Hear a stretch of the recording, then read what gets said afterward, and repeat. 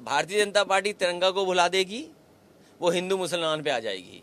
Bharatiya Janata party को पता होना चाहिए आज़ादी की लड़ाई हिंदू मुस्लिम दोनों ने मिलकर के बराबर की भूमिका निभाई। अगर हमारे हिंदू भाइयों ने कुर्बानी दी है तो मुसलमान भाई भी पीछे नहीं हटे, उन्होंने भी बड़े पैमाने पर कुर्बानी दी है। और भारतीय जनता पार्टी का ये अंग्रेजों से सीखा हुआ फार्मूला है, डिवाइड एंड रूल।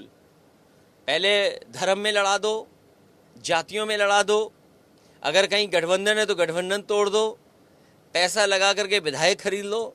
ये संस्कृति जो है तोड़ करके सरकार बनाने की, डिवाइड एंड रूल की, ये भारतीय जनता पार्टी की रही है। मुझे लगता है बिहार ने जो सबक सिखाया है, शायद भारतीय जनता पार्टी आगे कभी कहीं भी ऐसा काम नहीं करेगी। अयोध्या मुद्दे पर सरकार कह रही कि ये फेक लिस्ट थी और उनके बयान भी जारी हो रहे हैं। अगर फेक लिस्ट थी तो बड़े बड़े अखबार, जिम्मेदार अखबार इस बात को लिख रहे हैं कि उनके विधायक, उनके मंत्री, वहाँ के मेयर और वहाँ के छोटे बड़े कार्यकर्ता उसमें शामिल हैं।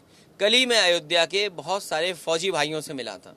उन फौजी भाइयों से मिला था, कुछ तो वो नौकरी कर रहे हैं, कुछ रिटायर हो गए हैं। उन्होंने अपने जीवन का सब पूंजी उसमें लगा दी घर मकान बनाने में, और आज सरकार ये कह रही है कि वो मकान अवैध हैं, उन पर बुलडोजर चलेगा। सरकार ये बताए आखिरकार प्लॉट कौन बेच रहा था, वहाँ पर कॉलोनी अवैध किसने बनाई थी? जिसने बनाई थी वो भारतीय जनता पार्टी का है। और अगर रजिस्ट्री हुई है तो सरकार के अधिकारियों ने रजिस्ट्री कैसे कर दी? वो एसडीएम, वो लेखपाल, वो तहसीलदार, वो डिस्ट्रिक्ट मजिस्ट्रेट, वो कमिश्नर, जिन्होंने उस रजिस्ट्री को होने दिया, आखिरकार वो कौन लोग थे? किसकी सरकार थी? और ये रजिस्ट्री का खेल, जमीनों का खेल आज से नहीं चल रहा है। एक ही दिन में, एक ही रात में एक जमीन की कीमत कितनी हो गई, उस पर जांच चल रही है, उसकी रिपोर्ट अभी तक नहीं आई है। आखिरकार बीजेपी के लोग शामिल हैं, इसलिए रिपोर्ट अभी तक नहीं आई।